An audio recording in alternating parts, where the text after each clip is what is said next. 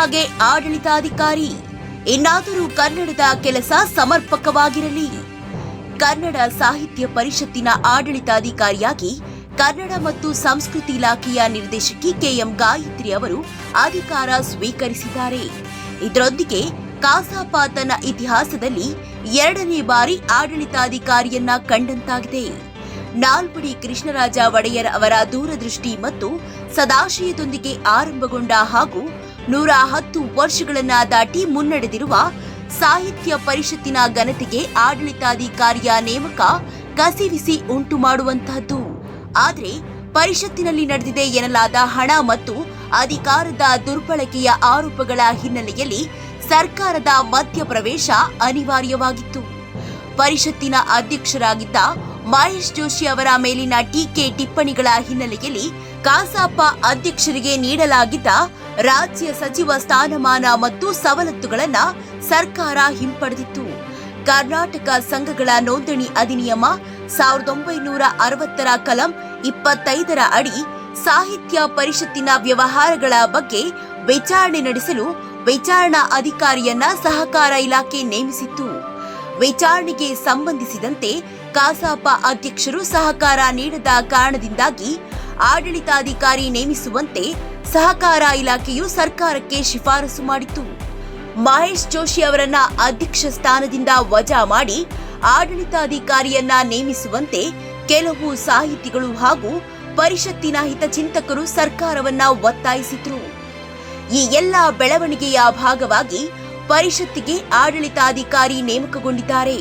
3 ತಿಂಗಳ ಅವಧಿಗೆ ಅಥವಾ ವಿಚಾರಣೆ ಪೂರ್ಣಗೊಳ್ಳುವವರೆಗೆ ಆಡಳಿತಾಧಿಕಾರಿ ಕಾರ್ಯನಿರ್ವಹಿಸಲಿದ್ದಾರೆ.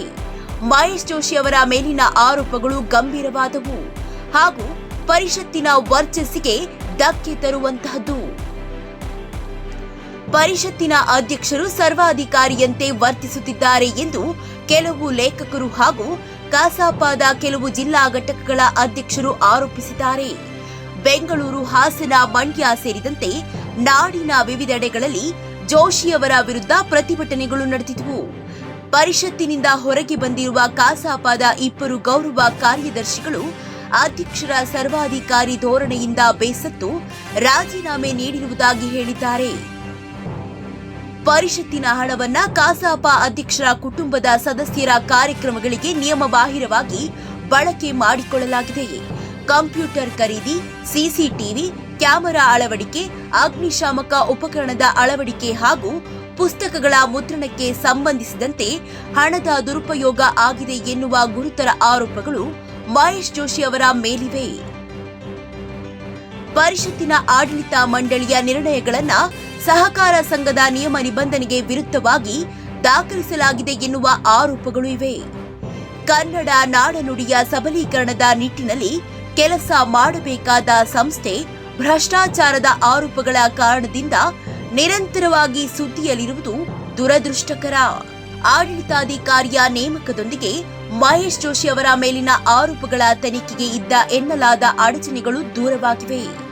ಮಹೇಶ್ ಜೋಶಿ ಅವರು ಕಸಾಪ ಅಧ್ಯಕ್ಷರಾದಾಗಿನಿಂದ ಒಂದಲ್ಲ ಒಂದು ವಿವಾದ ನಿರಂತರವಾಗಿ ಸೃಷ್ಟಿಯಾಗ್ತಿತ್ತು. ಆ ವಿವಾದಗಳ ಪರಿಣಾಮ ಪರಿಷತ್ತಿನ ಮೇಲಾಗಿದೆ. ಪರಿಷತ್ತಿನ ಹಿತಚಿಂತಕರು ಮುಜುಗರ ಅನುಭವಿಸುವಂತಾಗಿದೆ. ಪರಿಷತ್ತಿಗೆ ಅಂಟಿಕೊಂಡಿರುವ ಮಸಿಯನ್ನ ನಿವಾರಿಸುವ ನಿಟ್ಟಿನಲ್ಲಿ ತನಿಖೆಯಿಂದ ಹೊರಬರುವ ಸತ್ಯಾಂಶಗಳಿಗೆ ಮಹತ್ವದ ಪಾತ್ರವಿದೆ. ಹಾಗಾಗಿ ತನಿಖೆಯನ್ನ ಪಾರದರ್ಶಕವಾಗಿ ನಡೆಸುವ ಹಾಗೂ ವಿಳಂಬಕ್ಕೆ ಆಸ್ಪದವಿಲ್ಲದೆ ಮುಗಿಸುವ ಜವಾಬ್ದಾರಿಯನ್ನ ಸಹಕಾರ ಇಲಾಖೆ ನಿರ್ವಹಿಸಬೇಕಾಗಿದೆ. ಪ್ರಜಾಪ್ರಭುತ್ವ ಸಂಸ್ಥೆಯೊಂದಕ್ಕೆ, ಅದರಲ್ಲೂ ಸಾಹಿತ್ಯ ಪರಿಷತ್ತಿನಂತಹ ಕನ್ನಡಿಗರ ಪ್ರಾತಿನಿಧಿಕ ಸಂಸ್ಥೆಗೆ ಆಡಳಿತಾಧಿಕಾರಿಯ ನೇಮಕ ಇರುಸುಮುರುಸು ಮಾಡುವಂತಹದ್ದು. ಆದಷ್ಟು ಬೇಗ ವಿಶ್ವಾಸಾರ್ಹ ಪ್ರಜಾಪ್ರಭುತ್ವ ವ್ಯವಸ್ಥೆ ಕಸಾಪದಲ್ಲಿ ಮರಳುವಂತೆ ಸರ್ಕಾರ ನೋಡಿಕೊಳ್ಳಬೇಕಾಗಿದೆ.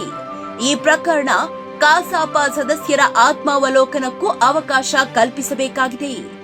ಪರಿಷತ್ತನ್ನ ಮುನ್ನಡೆಸಲು ಎಂಥ ವ್ಯಕ್ತಿಗಳು ಬೇಕು ಎನ್ನುವುದರ ಬಗ್ಗೆ ಹಾಗೂ ಪರಿಷತ್ತನ್ನ ನಿಜವಾದ ಅರ್ಥದಲ್ಲಿ ಕನ್ನಡಿಗರ ಪ್ರಾತಿನಿಧಿಕ ಸಂಸ್ಥೆ ಆಗಿಸುವ ನಿಟ್ಟಿನಲ್ಲಿ ಕಸಾಪ ಸದಸ್ಯರು ಹಾಗೂ ಪ್ರಾಜ್ಞರು ಚಿಂತನೆ ನಡೆಸಲು ಇದು ಸಕಾಲ.